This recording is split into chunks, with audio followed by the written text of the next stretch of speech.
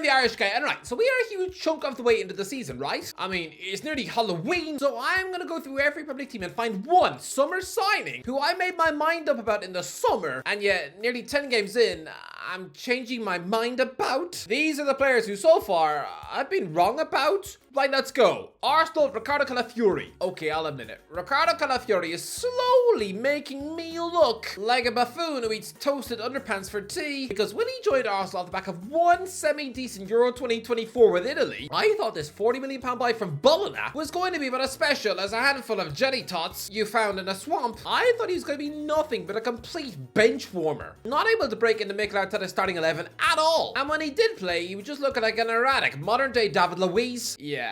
Has anyone seen Luiz lately? This is a guy who kind of looked homeless when he was in his 20s. Yeah, he's now nearly 40 and has a beard. He looks like he eats pigeons under a bridge. I mean, whatever about the Joker origin story, I would fully buy this image as a movie poster for an origin film for the rise of Santa Claus. But look, to be fair, Calafiori picking in an absolute wonder goal in his first Premier League start against Man City, that didn't automatically change my mind, because that is exactly the type of technically sweet wonder goal that was Luiz's specialty for Chelsea and Brazil. But no, it's more out Calafiori is slotted in as a left back, looking absolutely superb against Man City, PSG, Leicester, Bolton and Southampton. I mean, by stealing Jurrien Timber's left back spot and pushing him over to the right, then Calafiori is essentially just Ramsdale Ben White. Aston Villa Ian Maatsen. Well, this is very confusing. Lads, I cannot be the only one who thought the highly rated 22-year-old Dutch left back Ian Maatsen, having left Chelsea for close to £40 million this summer, I can't be the only one who thought that his Champions League finalist would go straight into the Villa first team. Come on, I thought Unai Emery had already shown the world that he didn't really fancy Luca Digne all that much. I mean, Christ, well, the first thing the Spanish boss did when he took the job was to immediately go out there and sign another left back, Alex Moreno, who is the same age as 31-year-old Digne. But weirdly,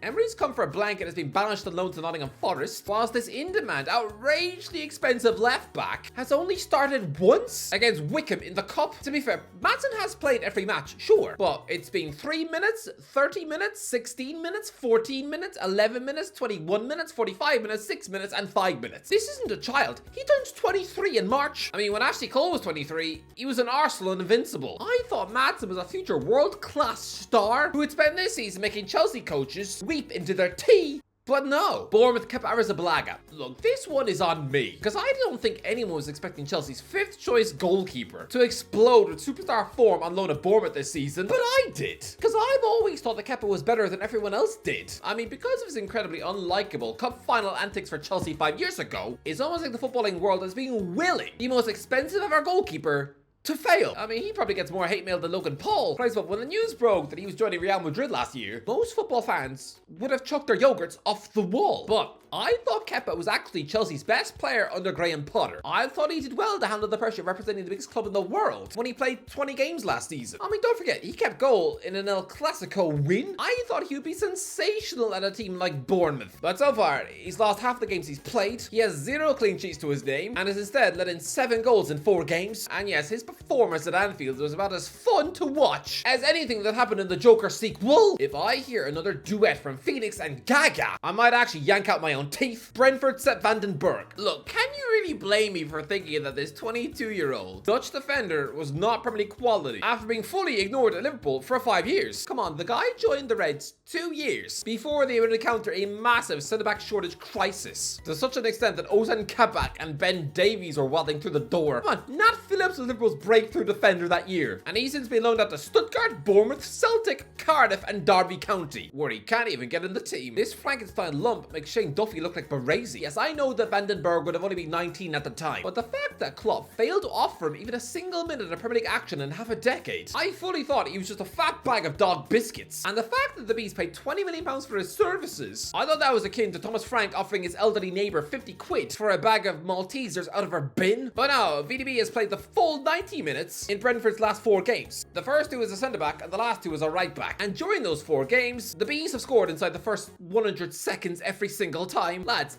every game Vandenberg has started in the Premier League, he has never had to wait more than 2 minutes to see his team score. How can a man be that lucky? What, does he smooch a leprechaun before every match? Brighton, Jorginho Rutter. Yeah, I think I might have got this one wrong too. Lads, I said that Brighton paying £40 million for Jorginho Rutter, taking him from Leeds, was stupid, and that he would be exactly what Joe Linton was for Newcastle in 2019. £40 million paid for a former Hoffenheim forward who hasn't exactly nailed down a position yet. Right, so Sam Allardyce said this French striker wasn't even good enough to get into his Leeds team when he was there for a month, so I thought he would be a brutal Brighton buy. And to be fair, okay, we still don't know his best position. So far he's played right wing in 3 matches, attacking midfield in 1 game, and he had a pretty gruesome match as the number 9 in a 0-0 draw with Ipswich. But to be fair, he's just scored in back-to-back games against Chelsea and Tottenham. He looks brilliant. Technically sweet, bags of skill. The man needs to discover what his best position is. But yeah, he's much better than what Joe Linton was 5 years ago. Chelsea Margue. So far, no Chelsea signing has really been better or worse than I thought. But maybe the only one is maybe Margu. Look, when Chelsea paid £5 million to take this teenage Barcelona striker wonder kid from the new camp, I wasn't here foolishly sitting here thinking that this wonder kid would crash his way into Enzo Maresca's starting 11. But I thought maybe he would be the modern day Bojan. Not someone who'd become world class one day, no. But he'd be a useful 10-goal a season striker. Surely he'd get plenty of minutes for a mid-table Chelsea side. But no, absolutely not. He started both legs of the Conference League playoffs against Servette FC. 0 goals. He was given 23 minutes against Man City on the opening day of the season, but not a single minute since, and he's actually been left out of 4 Premier League matchday squads. How does this bloke spend his Saturdays then? Why, just eating ice cream at Harrods? He's not even injured because last week he was given 10 minutes off the bench against Ghent. I thought if Chelsea were bothering to steal someone who had been at Barcelona for over 10 years, then surely they'd actually done their homework on him, and that he's going to be a Stamford Bridge star, but so far, he's had the impact of a snowman's burp. Crystal Palace Daichi Kamada. Lads, I thought the Daichi Kamada was a stunning coup for Crystal Palace, pinching this Japanese winger on a free from Lazio for less than the price of a Fredo. Genius. Come on, this is a guy who was freakishly marvellous the last time he linked up with Oliver Glasner. 40 goals and 33 assists and less than 200 games for Eintracht Frankfurt. But if I'm a Palace fan, then I'm probably a bit worried by this rotten start. Lads, I believe in Kamada so much that I horsed him into my fantasy league team. Now that decision has aged about as well as a Castor Union for get him to the Greek, I thought he'd be the perfect cohesive replacement in attacking midfield beside Eze, but Eddie and Kenny's arrival has actually crumpled that plan into a bag of soggy undercooked chips. Glazer doesn't really know what to do with this guy because he's taken the star quality jinky winger and now wedged him in the defensive midfield alongside Adam Wharton. What? Sorry lads, but 0 goals and 0 assists in 7 Premier League matches so far. This isn't turning out as well as I thought. Everton, Jacob Ryan. Look, you know what? No, I am not going to give up on Jacob Ryan just like that. But come on, after the Toffees paid £16 million to Lyon for this Ireland international centre-back, I thought that Sean Dyche might actually stick this Crystal Palace reject into his starting lineup. I mean, come on. A few months ago, this grubby Ginger Watson was scoring in a cup final against actual PSG. I thought O'Brien would be a magnificent Everton buy. And with star boy Jared Bradford injured for the start of the season, surely this is his chance to seize a spot beside Tarkovsky. But no, Dyche decides to go ultra Burnley instead, picking Michael Keane. Someone about as refreshing as the smell of chipmunk wee. O'Brien has only been given 26 minutes of Premier League action, rotting on the bench for the length of 6 games, and this worries me because right now, this former Lyon superstar is stinking of Ben Gibson, a once highly rated Middlesbrough centre-half, linked with a move to Man City once, someone on the cusp of making the England squad for the 2018 World Cup. Yeah, Dyche signs him for Burnley for a club record £15 million, and he only plays him once. Seriously. A similar fee was paid for Gibson that was just paid for O'Brien, and he never got more than 1 Premier League match with Burnley. Weirdly, that was a game he scored in against Everton. Dyche is clearly not a man who feels under pressure to play big money signings, so yeah, the tale of Gibson should be a spooky ghost story for O'Brien. Fulham, Joachim Andersen. Okay, I'll admit it, when Fulham bought Joachim Andersen back from Crystal Palace for £30 million, I thought that this was incredibly underwhelming. But look, Andersen is 28 years old and already contributed to a relegation while alone at Fulham. He was given a fat 5-year deal on more than £100,000 a week wages. Considering this club had also tried to sign Diego Carlos from Aston Villa, someone who I thought was far more of an exciting coup, then yes, this Danish defender by comparison looked like a mediocre mid-table bag of onions. But He's actually been class. Dripping, oozing with quality. As Fulham have taken 7 points from the 4 matches he's played, he is looking far better than the cheap gingerbread man he was at Craven Cottage in the gloomy Parker days. Ipswich Town Liam Delap. I don't think any new signing is proved me wrong quite as much as Liam Delap this season. Words could not express just how average I assumed this guy to be. Yeah, I know he'd been in the glittering Man City Academy for years. Well, come on, 3 goals in 23 championship games, on loan at his daddy's team Stoke, a club where he terrorized the world with his freakishly long throw-ins, and then scored just 1 goal in 50 matches alone at Preston. And last season he squeezed just 8 goals out of 31 matches with Hull. His goal return was pathetic. But then again,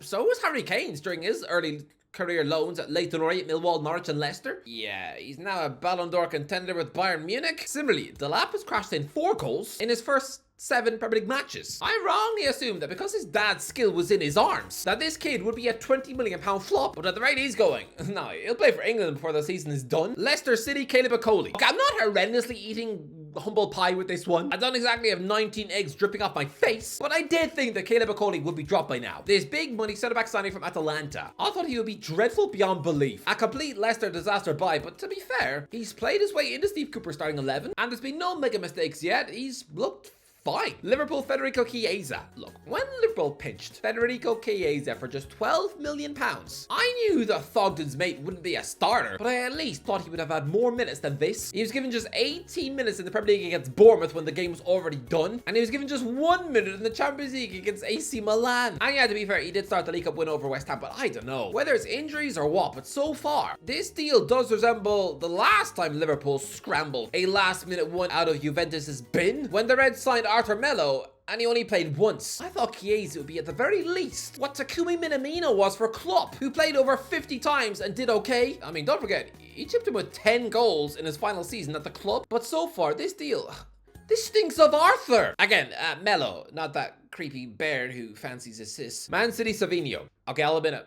I bought into the hype when Pep Guardiola was proudly declaring that Savinho would terrorize the league this season after buying this Girona megastar from Troyes. I thought, yeah, he'd be a sensational signing. I thought he'd be Jeremy Doku, but with goals? I even chucked him into my fantasy league team. But so far, meh. Sure, he's produced 3 assists, which is okay. But come on, 0 goals so far. And he's officially lost his place in the side to Jack Grealish, only squeezing 9 minutes out of the last 2 Premier League matches. So he's clearly out of favour. This is yet another new signing who is having a depressingly slow debut season at the Etihad. Man United, Joshua Zirkzee. Lads, I call Joshua Zirkzee a genius signing from Manchester United after they pinched him from Bologna in the summer. I got this one all wrong. Come on, when he scored the winning goal off the bench against Fulham on his debut, it cemented it further in my brain that this Dutch striker was a mini goal machine. He had the opposite start to Rasmus Højlund, who couldn't buy a goal in his first 6 months at Old Trafford. But no, the goals have massively dried up, and he doesn't even look like a threat anymore. That is 0 goals in his last 9 appearances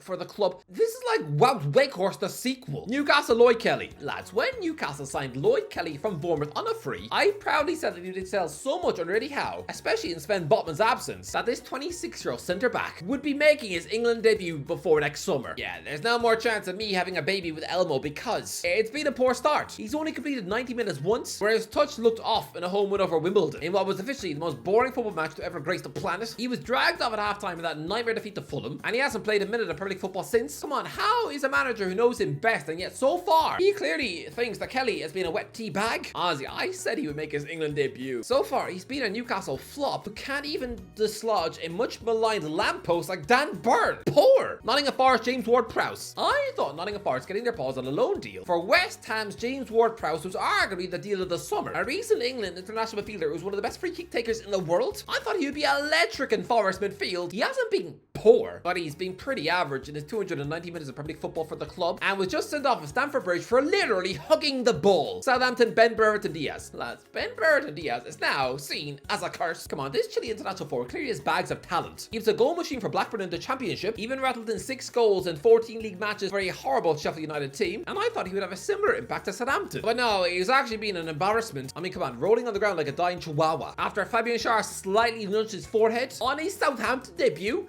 Is that really the first impression you want to give to your fans? It's like being out on a first date and you suddenly burst into tears because the waiter accidentally trod on your foot. Yeah, she's quickly gonna get that phone call from her sick mum in hospital. Diaz has not scored yet, but he's actually not even crawling off the bench anymore. And I think that's probably because Russell Martin is probably too scared to pick him, as Diaz has now failed to win any of his first 20 Premier League matches, setting a record. This reminds me of when Spurs were too scared to pick Gareth Bale, because again, he went 24 games without a win. He was a curse too. Honestly, Diaz is like that Annabelle doll. Tottenham, Dominic Solanke. Look, I said that Dominic Solanke would this season be outscored by Evan Nielsen. And he might yet, and I do still think that he was wildly overpriced at £65 million. And all he's done is score 3 tap-ins in the Tottenham shirt. But to be fair, his overall hold-up play, his technique, the fact he's providing an outlet for speedy wingers to play off, he's almost like a Spurs version of Bobby Firmino. His goal return will not be anything like it was last season for Bournemouth, but he's still playing well. West Ham's Terence Somerville. I've said he would win the Golden Boot. Wolves Andre. Okay, lads. When Wolves signed Fluminense wonder kid and Brazil international midfielder Andre for less than £20 million, it looked too good to be true. It was. This Brazil star has started 4 games and lost all of them. Honestly, some South American ballers just do not adapt English football. And this supposedly world-class future of Brazil, so far, is just a mixture of Paulinho and Cleberson. Anyway, that's the review. What do you think? Let me know in the comments. What do you think? Let me know. What ones have you got wrong? Let me know in the comments section below. If you enjoyed the video, don't forget to like, share, and subscribe. As always, I'll talk to you in a while.